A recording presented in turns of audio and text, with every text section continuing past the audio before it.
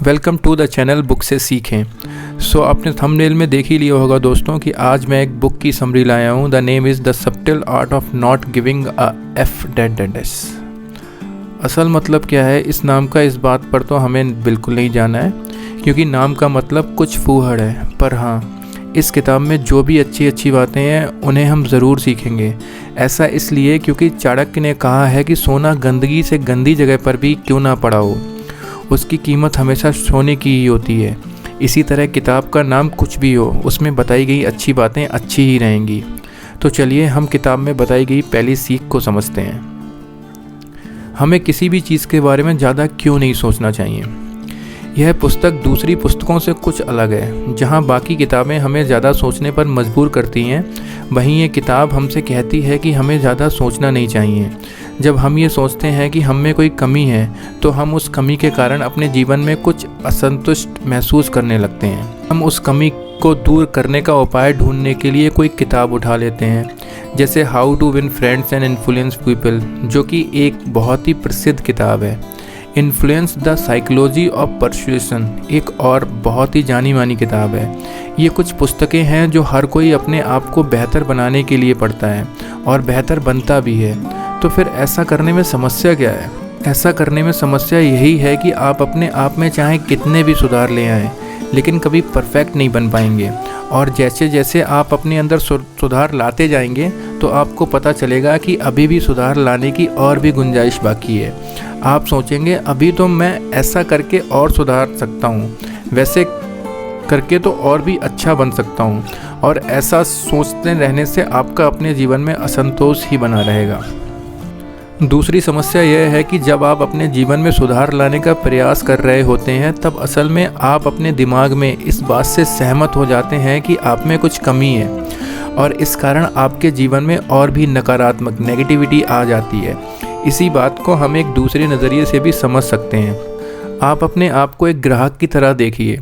जब तक आपको ये पता नहीं रहता कि बाज़ार में कोई प्रोडक्ट है तब तक आप खुशी खुशी रहते हैं, आपको कुछ नहीं चाहिए होता। उदाहरण के लिए आप उस कार के बारे में सोच लीजिए जो आप लेना चाहते हैं। जब तक आपको पता ही नहीं था कि बाज़ार में ये कार भी है तब तक आप उसके बिना भी खुश थे। पर जैसे ही आपको उस कार के बारे में पता लगा वैसे ही आपका मन उस कार को ख़रीदने का करने लगा। अब उस कार का आपके पास नहीं होना आपको दुखी करने लगा। कुछ दिन बाद आपने वह कार ले ली। इसके कुछ महीनों या सालों बाद फिर आपको एक नई कार के बारे में पता लगा और आप उसको सोचने लगे कि इस नई कार को लेकर आप भी और बेहतर कार पा सकते हैं, और फिर से वही चक्र शुरू हो गया। अब आपको फिर एक नई कार चाहिए, परंतु अगर ऐसा ही चलता रहा तो हमको तो दुनिया की हर कार खरीदनी पड़ेगी। हर कार लेना ना तो फ़िलहाल संभव है और ना ही ऐसा करने का कोई तुक बनता है। तो फिर ऐसी बातों पर दुखी होने और बुरा महसूस करने का मतलब ही क्या? दोस्तों, इसका सेकंड पॉइंट है, जब आपके पास समस्याएं नहीं होती तब आपका दिमाग नई समस्याएं बनाता है। हमारे दिमाग की एक आदत होती है कि जब हमारे पास कोई समस्या ना हो तब हमारा दिमाग खुद ही अपनी समस्याओं का आविष्कार कर लेता है। एक अच्छा साथी ना होना, एक अच्छा मोबाइल हमारे पास ना होना, अच्छे कपड़े ना होना, ये सब छोटी मोटी सी नकली सी समस्याएं हैं जो हमारे दिमाग ने हमारे लिए बना रखी हैं। इसका कारण ये है कि हमारे पास कोई असली परेशानी ही नहीं है। हमें हमारे दिमाग की इस ख़राब आदत से अवगत रहना चाहिए, और जैसे ही हमें इस बात का एहसास हो कि हमारा दिमाग बस हमको परेशान करने के लिए हमारे सामने समस्याएं खड़ी कर रहा है, तो हमको उसी समय उन समस्याओं के बारे में सोचना बंद करके खुश रहना चाहिए।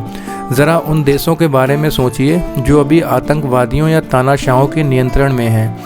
हमारी सेना के लोगों के बारे में सोचिए जो अपने परिवार से कई सालों तक दूर रहकर सीमा पर दिन रात तैनात हैं, जिससे कि हम सुरक्षित रह सकें। उन लोगों की समस्याओं से अपनी समस्याओं की तुलना करके देखो तो आपको खुद शर्म आ जाएगी कि आप कितनी छोटी सी बात को लेकर परेशान हो रहे हैं। छोटी छोटी समस्याएं तो जीवन में आती रहती हैं, हमें उनको नज़रअंदाज करना सीखना पड़ेगा। दोस्तों, इस बुक का थर्ड पॉइंट है, आपके पास सीमित समय है। यह एक बहुत महत्वपूर्ण तथ्य है जिसे हम अक्सर नज़रअंदाज करते रहते हैं। हमें हमेशा ये बात याद रखना चाहिए कि हमारे पास बहुत ही सीमित समय है। एक दिन सबका अंत निश्चित है। अब यह सीमित समय आप या तो हर छोटी बात की चिंता करते हुए बिताया जा सकता है, या फिर जीवन का आनंद लेते हुए बिताया जा सकता है। इसलिए हमेशा उन चीज़ों पर ध्यान दें जो सच में ज़रूरी हैं, ना कि उन पर जिनका कोई महत्व नहीं है। दोस्तों, इस बुक का 4th पॉइंट है, फल से प्रेम मत करो, कर्म से प्रेम करो। हम फल के बारे में ज़्यादा सोचते हैं क्योंकि हम उनको सफलता से जोड़ते हैं। हम बहुत संघर्ष करते हैं और बहुत तकलीफ़ें झेलते हैं क्योंकि हम बुरी तरह चाहते हैं कि हमें अच्छा फल मिल जाए। पढ़ाई के मामले में ऐसा बहुत होता है। हम वो पढ़ाई करते हैं जिससे ज़्यादा पैसे कमाने वाली नौकरी हमें मिले। हम अच्छी कमाई वाली नौकरी की मोह में पड़ जाते हैं और अपने आप को उस कोर्स में झोंक देते हैं जो हमें कभी पसंद ही नहीं था। पर ज़्यादातर कर्म की जगह फल के बारे में सोचना हमें महंगा पड़ जाता है। बड़े उत्साह के साथ जिम की सदस्यता लेने वाले लोग जो कुछ दिन बाद जिम जाना बंद कर देते हैं, वो एक अच्छा उदाहरण है उन लोगों का जो कर्म से ज़्यादा फल के बारे में सोचते हैं। वो अपने सुडौल शरीर के सपने तो बहुत सजाते हैं, पर उन सपनों को पाने के लिए जो मेहनत और कष्ट झेलना पड़ता है उस पर ध्यान ही नहीं देते।